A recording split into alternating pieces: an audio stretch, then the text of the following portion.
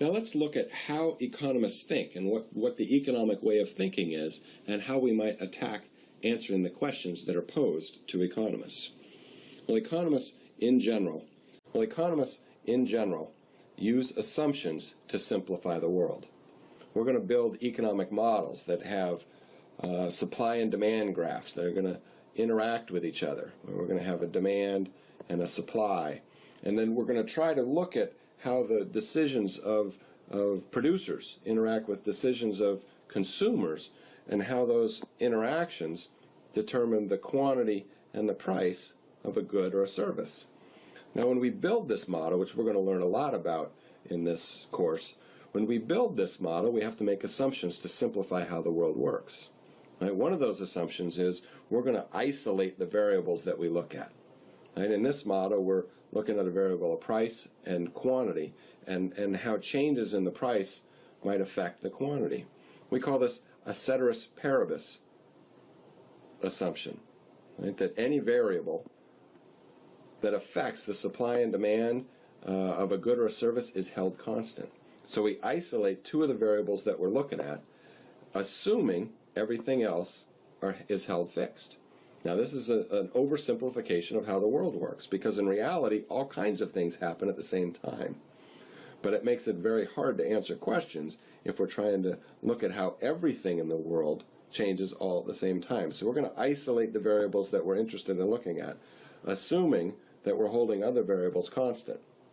Now, that doesn't mean we don't think those other variables change, but we need to simplify the world so that we can make reasonable choices and decisions about how one variable affects another variable. In the end, we might add up changes of all the variables and try to figure out how multiple different changes affect one aspect of our economy. But we have to do that first by simplifying our assumption and getting down to just a ceteris paribus, or looking at two variables at one time. Economists also look at small changes in one variable and how that small change affects another variable. We call this a marginal change. In other words, a small or 1 unit change in a value. For example, how much more will you earn if you work for another hour? And that's a marginal change in your labor input, and we try to figure out how does that affect your income. By looking at small changes, we're able to refine our analysis and become much better at looking at how people make choices. Finally, we assume that rational people respond to incentives. And this is another way to think about economics. This is the study of how rational people respond to incentives. And we think it'd be foolish to think that rational people wouldn't respond to incentives. This is one of the key assumptions of most economic analysis, right? That people act in their own self-interest. Now let's look at how this economic way of thinking might answer that we would be posed. Again, let's look at the congestion problem.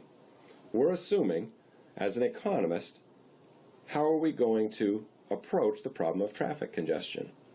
Each driver slows down other drivers, but each driver ignores the costs that they're imposing on these other drivers. When I get on the freeway, I am slowing everybody else down. But I ignore how my entering the freeway slows everybody else down because it's not a cost that I have to incur. So the economic way of looking at it is to impose a congestion tax that gets me to not ignore these time costs. So the question we want to answer is, how high should the tax be? Well, first, we have to use assumptions to simplify.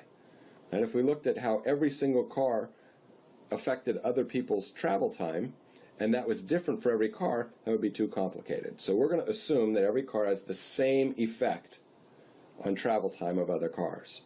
And so this is an assumption we're making to simplify our analysis. Now, we're also going to isolate the variables we're looking at. We make the ceteris paribus assumption that everything else that affects travel behavior, which there are lots of things that are going to affect travel behavior, like the price of gasoline, bus fares, consumer income, all of these things are going to affect traffic congestion and travel behavior. But if I were to look at both the effect of one car entering the freeway and price of gasoline, bus fare, and consumer income, the analysis would get too cumbersome and too hard to tease out the effect of the one driver. So we're going to assume that all these things remain fixed.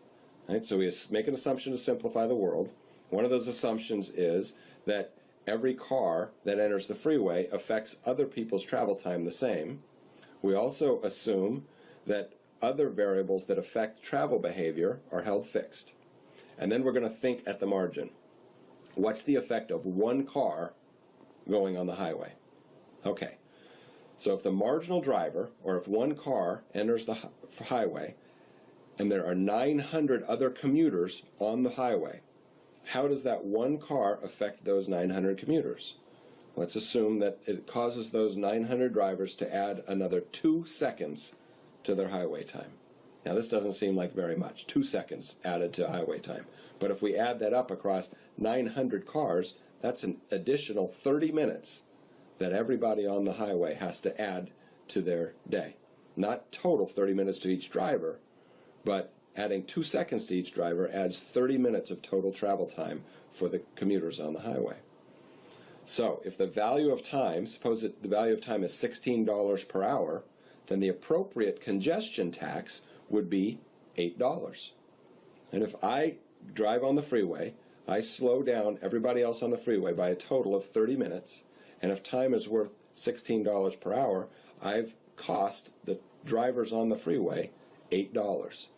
So if the appropriate congestion tax is that tax which would get me to consider my effect on other drivers, that appropriate congestion tax would be $8. And then I would have the incentive to reduce the number of times that I was on the freeway and reduce it the appropriate amount based on how much time I'm costing other drivers.